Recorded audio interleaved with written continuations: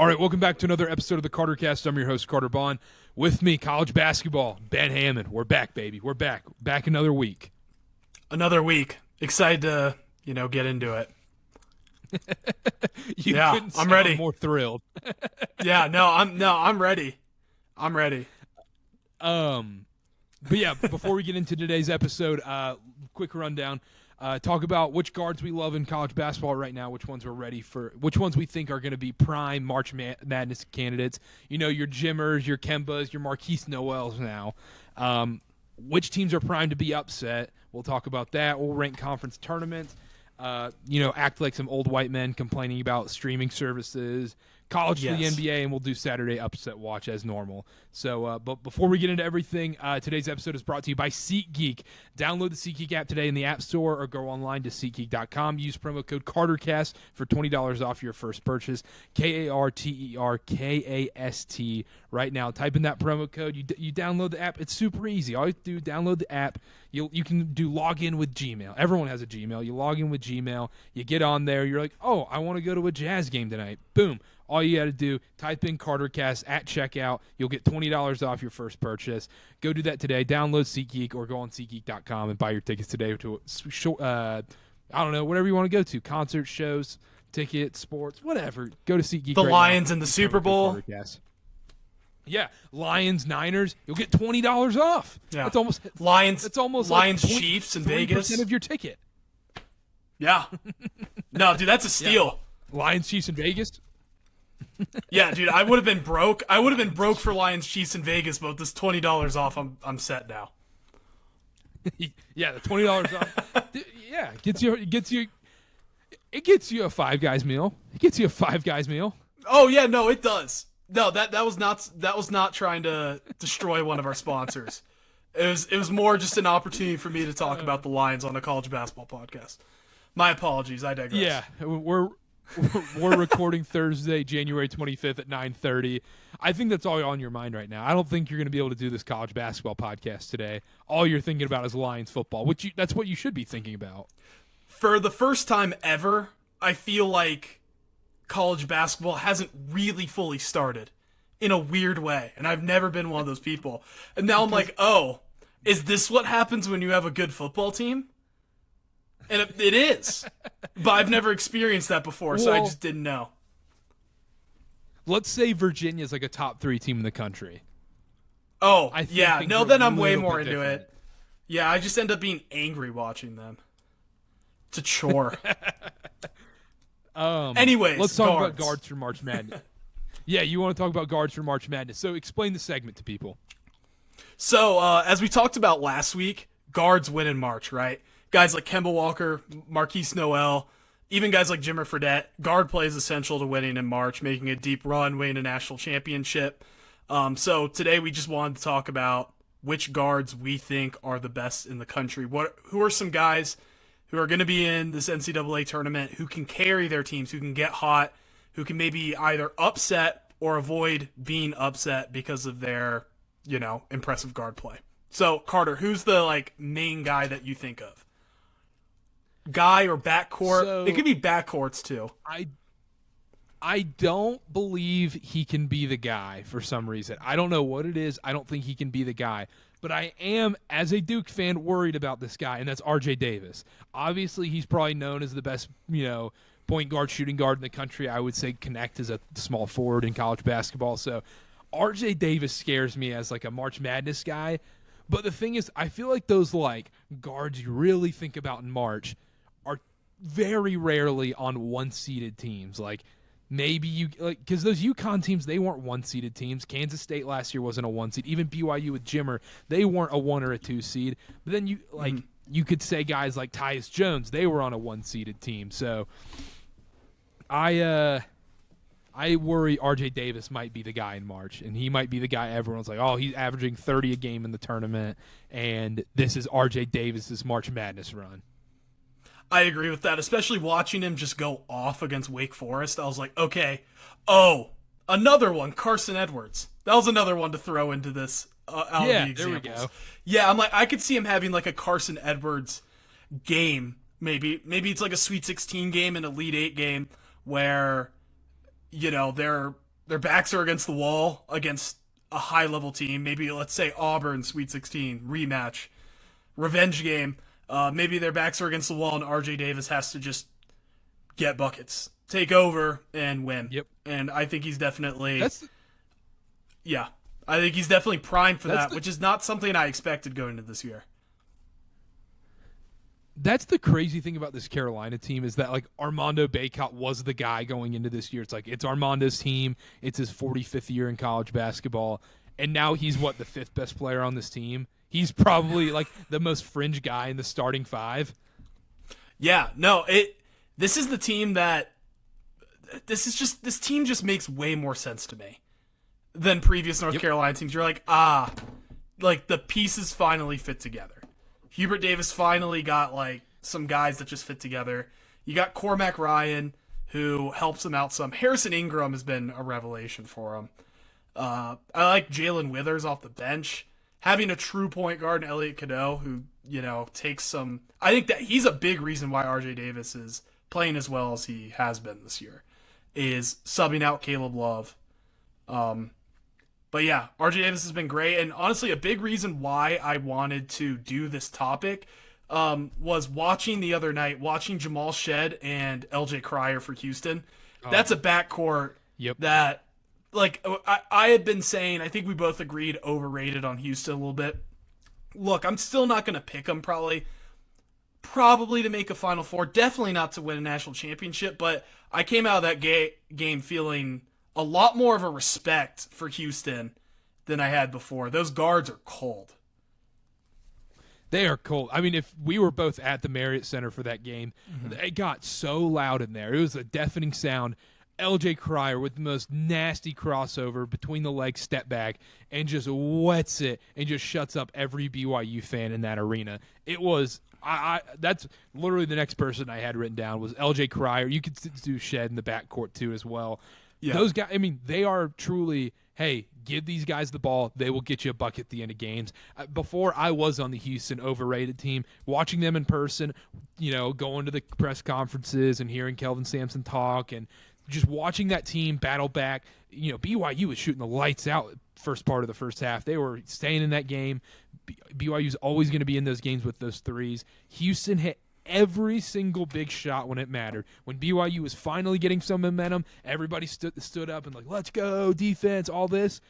Next play, bam, Cryer 3, bam, Shed layup, bam, whatever it may be, they answered every question. I know you were saying I don't see them as a national title team. I think I do. I think they are. I think they're in the national title conversation for me, and I wouldn't feel bad picking them to win it all.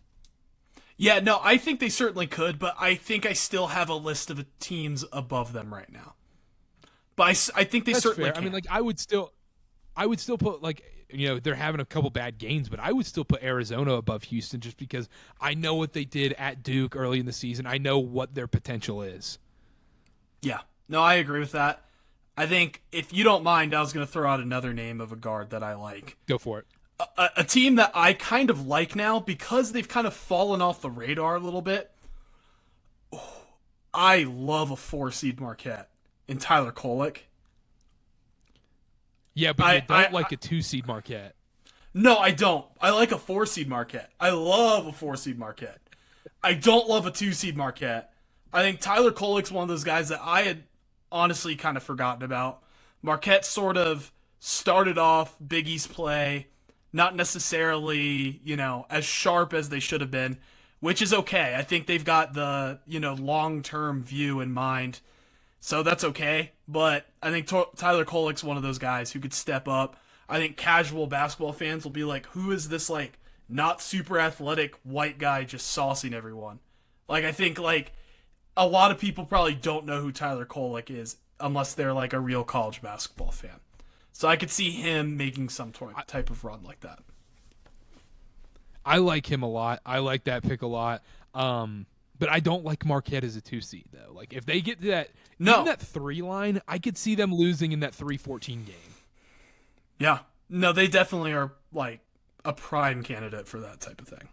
I could totally see that. I guess that would sneaky roll into our next segment. The other, Look, I would, I'm wearing a Duke shirt. I'm a Duke fan. I don't care. I'm going to mention it. I'm not going to feel bad about it. Jeremy Roach is a different player in March. He just is. I don't know what happens in March, but he just turns it on, and he's the most clutch player. He can dominate a game. So, I mean, I'm not going to count out Jeremy Roach and then one of those other Duke guards, McCain or Proctor, to step up in a big way.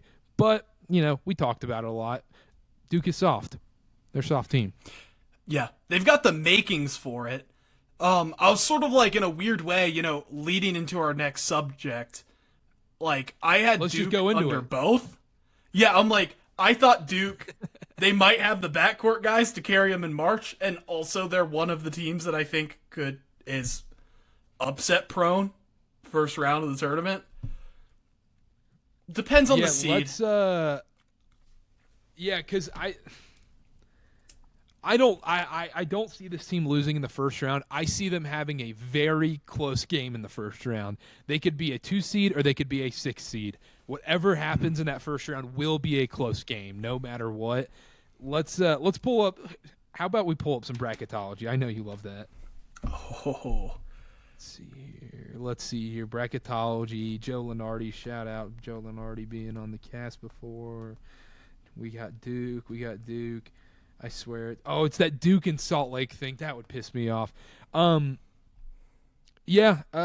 Duke versus Akron. I would feel comfortable. I would feel comfortable as a Duke fan in that game. Yeah. Yeah, it honestly depends on the matchup, but I will pick Duke to lose. It's just, it's a tradition. If they're not a 1 seed and you're a part of the Hammond family, you just pick them to lose. That's just what you do. So, but what are some other teams? But I don't know if. Yeah, my other team that I had, I don't know if they qualify for this because I think they'll have a high enough seed where they'll be considered an upset. I think you have to be a 1 through 5 to be an upset. 6-11 doesn't quantify as an upset as much for me, but this screams 5-12 upset, and it's the Oklahoma Sooners. Yeah, if they're a 5. Like, I almost haven't thought of it as a possibility that they'll stay on that 5 line. Like, I think they'll fall to, like, 7. And I'll probably like the 10. Yeah, they really do. They really do. They're not a team I believe in. Yeah, like if you I got another one. The problem is you look at it. Go ahead. I was going to say they're listed as a 6 on Lenardi's bracketology right now. Ooh, but a 5-12 FAU. Ooh, that's juicy. See, I don't know. That'll be an interesting one. I'm curious to see like when Seth Davis and all those guys and Jay Bills do their show right after the bracket comes out. And let's say FAU is a 5. I think that's one everyone's going to remember last year. And no matter what, blindly, they're going to take FAU to win in that first round, and maybe you get better value on that 12 seed. Yeah. No, I agree. I think, especially I would say casual college basketball fans are like, oh, they still have the same coach. They still have largely the same roster, like auto Sweet 16 for them. And I'm not sure. Especially they seem prone to upsets this year. Because they're not playing a super hard schedule right now, and they're still dropping games here and there. I still think they're a great team. Like, I still think they've got like solid pieces, a great coach, but I could see it. I could see them falling. Yeah, I could too. Do you have anybody else you were looking at? Like, I don't see any of those. Like, look through the AP Top 25 real quick. Tell me UConn, Purdue, UNC, Houston, Tennessee, Kentucky, Kansas, Auburn, Arizona. I don't see any of those teams losing in the first round. First round, no. Another one that I could see losing in the first round, they're listed as a 5 seed in bracketology right now by Joe Lenardi, is Alabama. And that's mainly because I don't think this is that good of an Alabama team, especially in comparison to the last couple of years. And this Alabama team, we know what Nate Oates likes. Nate Oates likes shooting a bunch of threes and layups. And how did San Diego State beat them last year? Being like, we are daring you to shoot mid-range shots. And Nate Oates is like, no, we will not. So I could see a scenario in which Bama shoots like 2 for 30 from 3. They just keep shucking them up. and just won't make them. Let's say they're playing Drake. Like, Drake's still got, who's that coach's son? Like, their best player. I forgot his name. But, like, you could see, I know like, who a you're talking about. 5-12. I can't remember the name. But, like, Alabama versus Drake, you could totally see Drake, like, winning that game. So my one issue with Alabama being an upset pick is Alabama seems like the worst team to be a 1-2 seed, but the best team to be a 5 seed, where you're like, hey, I'm in, like, I do an upset special bracket every year. Alabama to the Elite Eight, maybe they get hot from 3. That is true. Did they were a similar seeded team 2 years ago, right? Did they beat, they played Notre Look it Dame. up. I'll get stats department on it. Okay. I think they lost to Notre Dame, who was in Dayton. Notre Dame beat Rutgers in like an overtime game, and I think Notre Dame might have beaten Alabama, because I think I got that pick right. We're looking here. Alabama was a 6 seed that lost to Notre Dame. Yep. Point proven. I take everything I said back. No, I get what you mean, for sure. But, like, I think they're like a 5 seed that could make a run, but they also could just lose in the first round. And just because it's they're like one of those analytics friendly. Yeah. They're one of those analytic friendly teams that's just like going to chuck a bunch of threes. I don't see them doing what they were supposed to do and then losing to a 1 seed in the Sweet 16. Like, no. They will either completely screw it up or, like, go to the Final Four. Yeah. Any other teams you want to mention? No, those are the main ones. Okay. The other thing I wanted to bring up, this is even a full segment or something. It's just more so I just wanted to bring this up because I thought about it. I had to write it in my notes app, so I don't remember, or I remember to bring it up on the podcast. It was people were talking. I'm listening to all these college basketball podcasts now, and everyone talks about, isn't it weird that we're talking about Zach Edey as this legendary college basketball player? It doesn't feel this way. Oh my gosh, Baycott feels like he's been there forever. Oh, this guy feels like he's been here forever. Oh, I'm so tired of watching that guy. I'm just going to say this. College basketball fans always say, oh, we wish guys would stay 3-4 years. But I think we're actually sneaky getting tired of guys staying 3-4 years because we're bored of them after like 2. No, I agree, but I sort of like I think the idea, people like saying, oh, I like everyone coming back. It's nice that these big men don't have to go undrafted. Like, Baycott, like, pre-NIL is leaving after his sophomore season, going undrafted, and he's playing in Greece right now. But instead he gets to make a bunch of money and just stay at UNC. But, like, I kind of like these guys staying. People say they're sick of these guys, but, like, they might be sick of these guys, but they really like it. Like, I love Baycott being around because you can just look and be like, yeah, that's Armando Baycott. I hate him. Yeah, exactly. I agree. Yeah, I like Baycott. I don't like Baycott, the player, but I like him that staying. he's still around. I like having these figures in college basketball. I like Jeremy Roach hanging around. I like I do like Zach Edey being around. I wish it was more guards staying 3 to 4 years rather than big men who are never going to make it in the NBA. I think that's the problem, though, is the NBA is just like the traditional big man is just dead in the NBA, which is why it's the big men, the traditional big men that stay around college basketball forever. I think it's better than nothing, but I hope some of these guards are able to stay. They don't move the needle, though. They don't move the needle enough. No, I agree with you. I want to do this segment because I'm sitting here, you're making your plans for March. You're like, oh, what tournaments am I going to watch, whatever.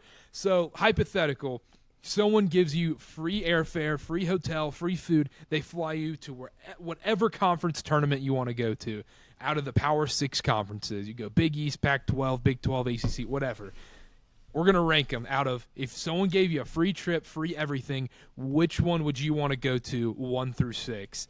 And I think it has to play into account where the tournament is being played, not just the basketball on the floor. I think the basketball on the floor should count for like, I don't know, 70% of it, but I also think like Pac-12 in Vegas, that kind of matters. I want to go to Vegas. That sounds awesome. So we're going to rank these 1 through 6. Let's go 1 through 6. Let's start at the top. Which one, if someone gave you free airfare, free everything, which conference tournament are you picking to go to?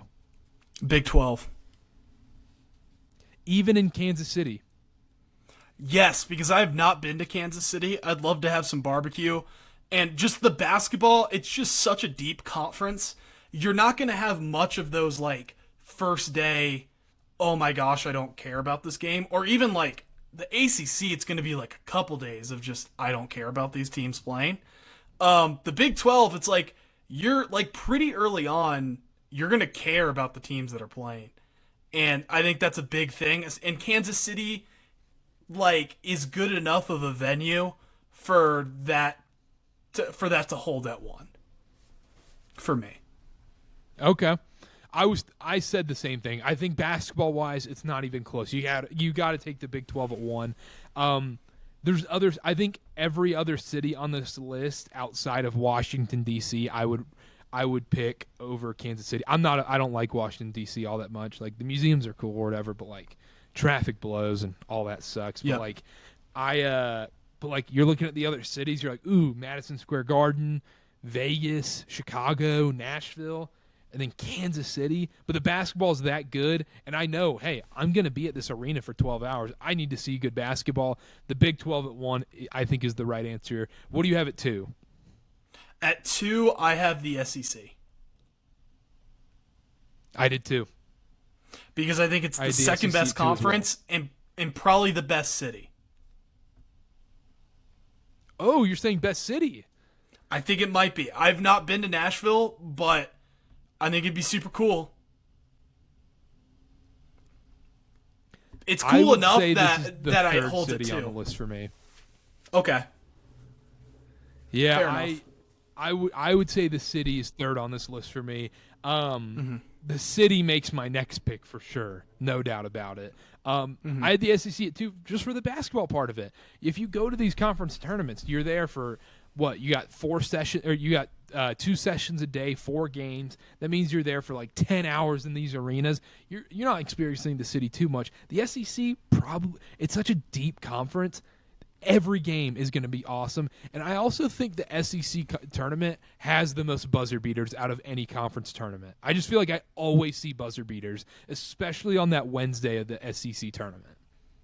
Yeah, no, I agree with that. And when I think of the SEC tournament, I just, in my mind, the SEC championship is Kentucky, Tennessee every year. I don't know why. Like, I know that other teams play in it, but in my mind, I just think of Tennessee and Kentucky every year. I don't know why. Yeah, it's Sunday afternoon, and you're like, oh yeah, like this is cool. When you already know they already have the bracket made and done, like it's already over. You're like, this game. And actually maybe they just switch too. But yeah, they're like, hey, Tennessee wins, they go up here. Kentucky wins, they go up here, and they'll flip flop.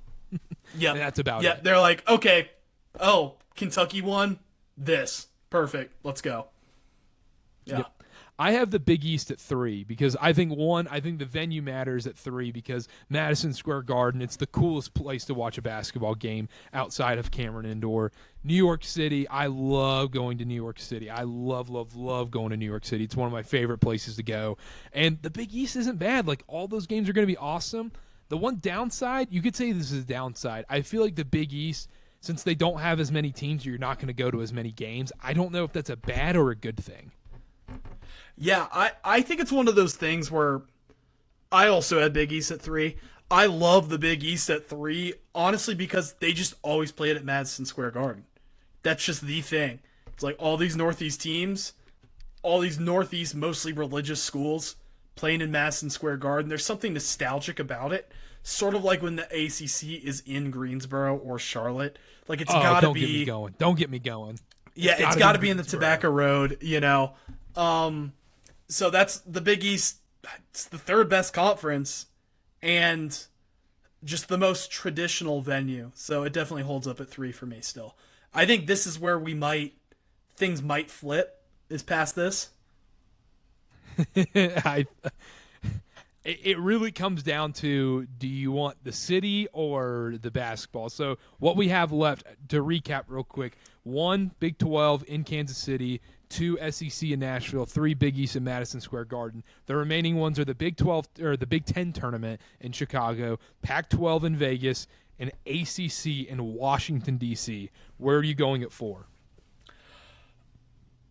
I'm going ACC at Washington D.C. Oh, Because it's ACC basketball. And something, correct me if I'm wrong, but I've been checking the Big Ten.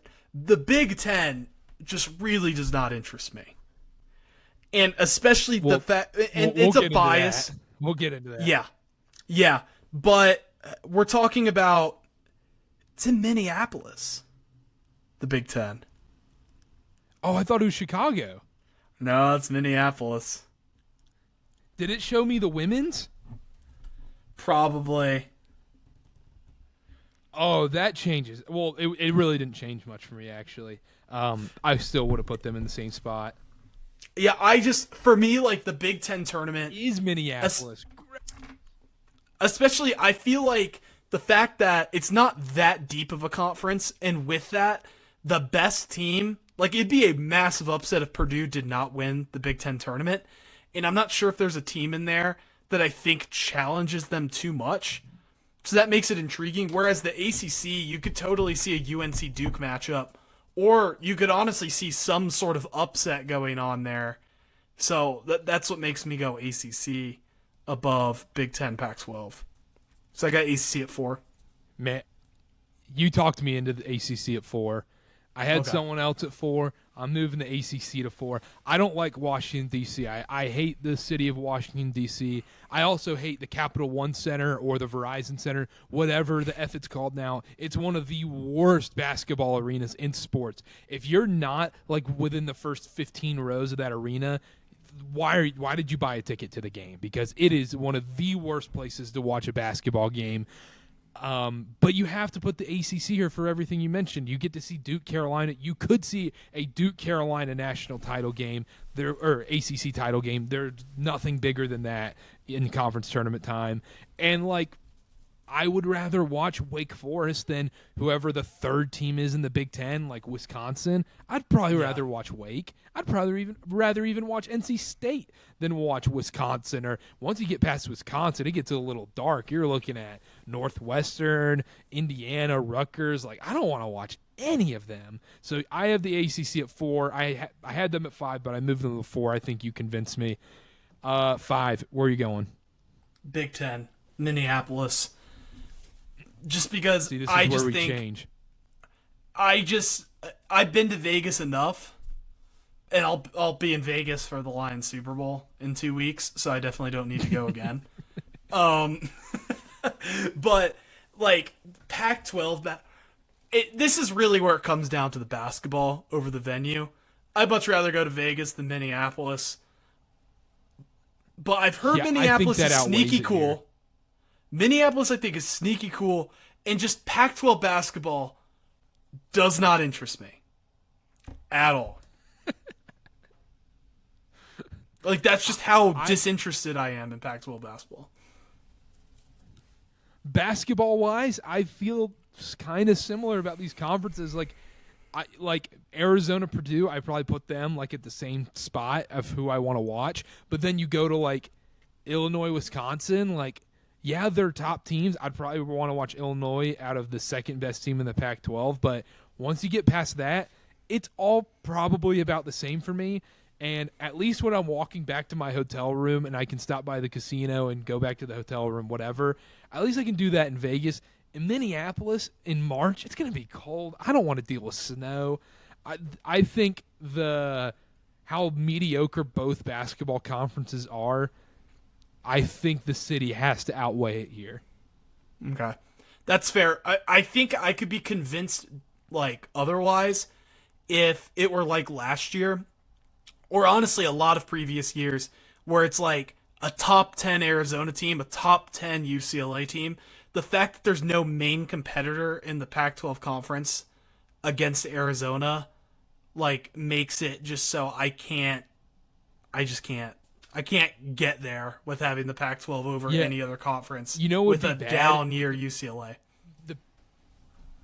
The Pac-12 would be bad if, like, Arizona loses the first night and you're like, oh no, I have to watch Oregon versus Utah in the Pac-12 title game. Yep. No, what happens though is if Arizona, at least if Arizona loses at the beginning, you're like, oh, this is a mid-major, low-major conference, like auto bid. The auto bid gets in. You just sort of ignore Arizona, and you're like, okay. Like, honestly, in that case, it might get more interesting. Because you might be like, whoever wins now is getting in the tournament, and they weren't before. Yeah, maybe that is the best case scenario. Or I think it is. Leave the Pac-12 tournament. Do you leave the Pac-12 tournament and stroll down the street to the Mountain West tournament? Or even the WAC? It's the same thing. It's all the same. WAC, Mountain West, and Pac-12. It's all the same thing. Just put them all into one.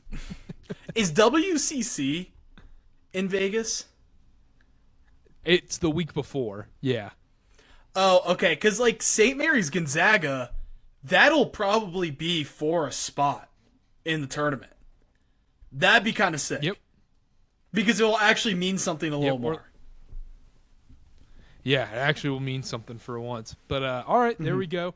We had the same list except for I had Pac-12 at 5 and you had Big Ten at 5. I would not want to go to Minneapolis to watch Big Ten basketball. Watch Indiana versus Michigan. Ugh, that sounds terrible. Real quick before we do college, the NBA stuff, and Saturday Upset Watch, ESPN Plus and Peacock, they just suck. It is awful. Like, all these poor people trying to watch these games and trying to all these old dads, these 50-plus-year-old dads trying to watch college basketball games. They don't know what's going on. They didn't realize they got to pay $9.99 a month to watch crappy basketball. They got to pay that much. They got to pay $4.99 if they want to watch Iowa versus Rutgers on a Tuesday night, like on Peacock. It's terrible. It's so bad, and we're never going back. Yeah, it's awful. Especially, I hate all ESPN streaming. Exception is like YouTube TV works great, but just ESPN's website, their streaming service, everything.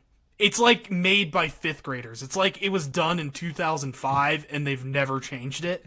Drives me insane. Like, you have an ESPN Plus subscription, you have to sign in every time. Like, it's just a nightmare. So, especially ESPN Plus, really the key is to have Hulu Live Sports and get your ESPN Plus that way because it runs way better through Hulu. But dealing with the actual ESPN app, like, if you're doing that, God bless you. Peacock's a little easier for me to stomach for whatever reason. Yeah, because, Peacock also, I'm a soccer fan, so I've always had Peacock, so it doesn't really matter. Like, I've already been ingrained into the Peacock world. But also, I think Peacock is easier for us to stomach because we don't care to watch Big Ten basketball.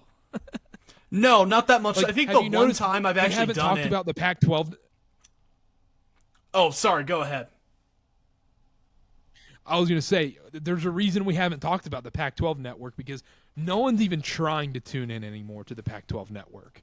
Everyone just gave up. Yeah. Everyone gave up. But, like, I think the one time I actually made the effort to be like, okay, I'm watching this Peacock game was Arizona-Purdue in December. Yep. Otherwise, I turned on a Caitlin Clark game the other day. But, did you? Yeah. I think that's it. She got assaulted the other day. I saw. It was the Ohio. Yeah, it was the Ohio State game. She got murdered. Yeah, that was terrible. Rest in peace, Caitlin Clark. Yeah, that's all I had on that. I just had to get that out there that I can't stand the streaming services. I don't feel like I I feel like they piss me off. I'm logging into ESPN Plus, like especially when someone texts me like, "Oh, turn on this game. It's close. It's on ESPN Plus." I'm trying to log in. They're like, "Sign in." I'm like, "I've been signed in 1,000 times. Why do I have to sign in another effing time to this app?" So that pisses me off. But let's do college to the NBA. So we're gonna name a few players. And it's just very simple. You guys know this game. Every dude in their mid-20s has played this game 1,000 times. It's, you think of a player, you're like, Kemba Walker, where did he play college ball? UConn, obviously. That's all this is. Nothing fancy to it. So do you have your list ready? Who wants? Yes. Do you want to go first, or do you want me to go first? Should we alternate? Like, just hit each other with them. We could do that. I'll start. Can I start? Yeah, you go ahead. Gabe Vincent. DePaul. UC Santa Barbara.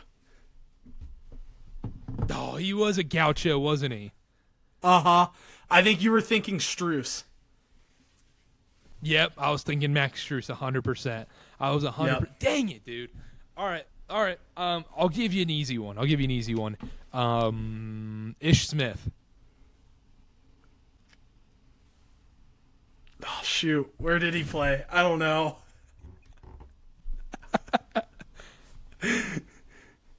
Ish Smith.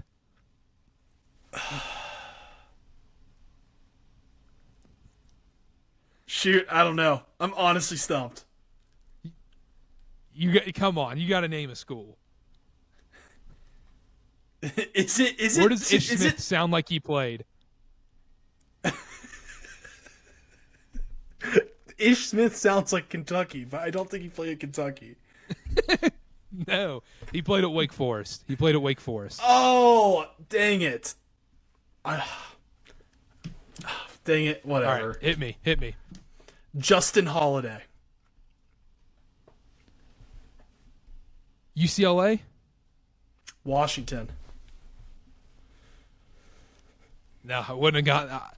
This is going to look very bad on TikTok. Like, this is going to look very, very bad. This is way harder than I thought. It is. Oh, gosh. All right. Corey Joseph.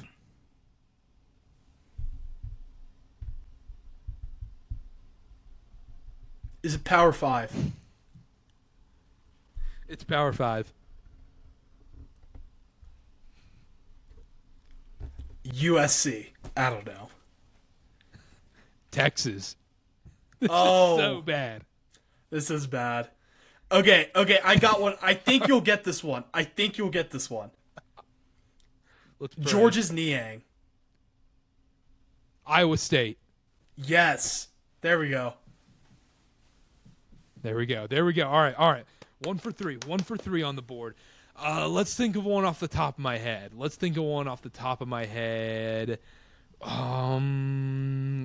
go Jordan Clarkson.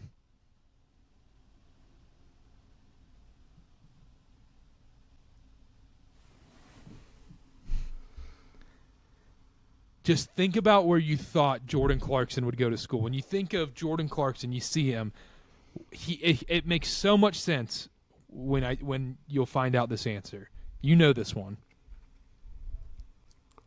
He looks like he'd play at Georgia Tech. What is it? Are you going with Georgia Tech as your guess? Yeah. It's not Georgia Tech. It's Missouri. Oh, okay. That makes sense. All right. Do you have any more? Goodness, dude. Paul Reed. B-ball Paul. B-ball Paul? Oh, Yeah. dude. Where did Paul Reed play? I'm assuming it's Power 5, correct? Yes.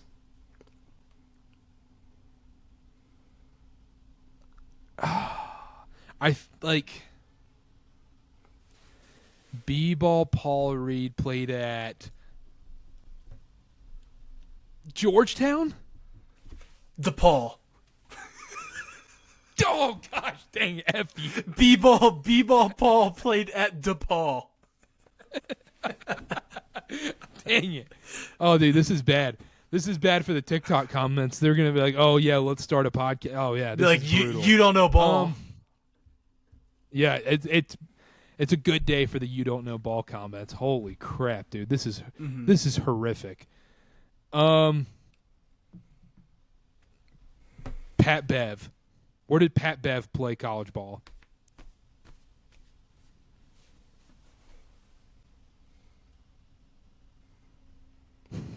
The problem is with all these guys that you're naming, I associate them with as NBA players and not college players who are now in the NBA.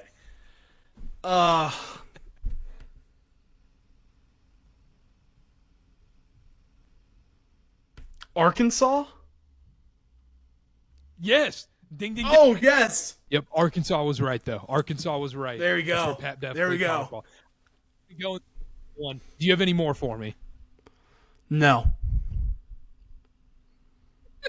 That's pathetic. Derek White, last one.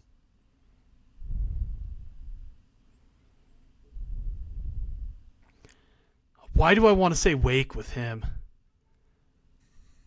Same colors.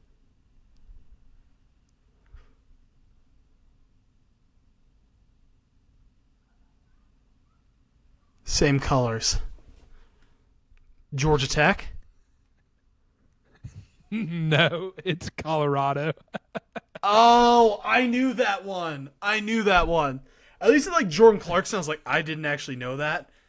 I like Pat Bev, like it hit me. I'm like, oh, I know that. And then Yeah. I wasn't super confident. Derek White, I know that in hindsight.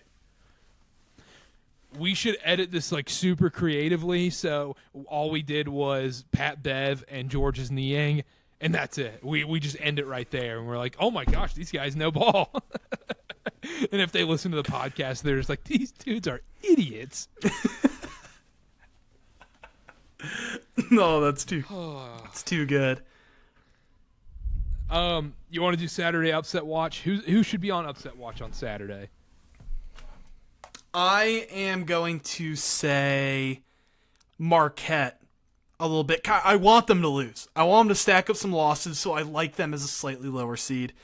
They're a team that I could see losing Saturday. At home will be tough, but Seton Hall, Iowa State. Iowa State, I could see that.